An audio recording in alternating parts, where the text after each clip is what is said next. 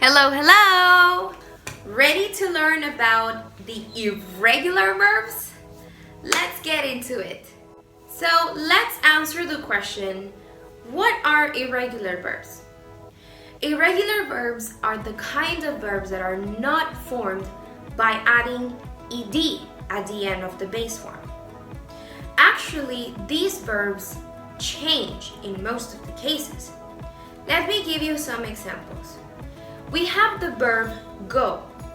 That is the base form of the verb. To change it into the past of go would be went. What? They are not the same words. They're not even similar. Well, that's what happens with irregular verbs.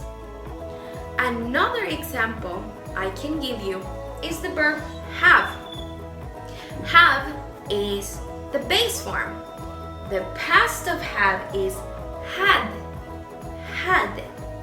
They're kind of similar, but as you see, we are not adding ed to the verb. So these are examples of irregular verbs. Now, there is no rule for you to learn of when are we working with regular verbs and when are we working with irregular verbs. Actually, you have to learn them.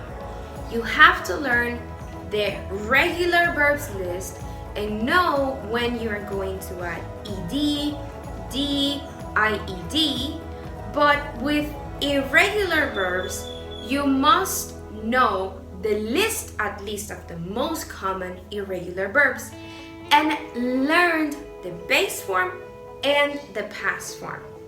Remember, there is no rule. You must study them, memorize them, and practice them. Now, for your help, over here, you are going to see a list of the most common irregular verbs. Pause the video, take a screenshot, and study them.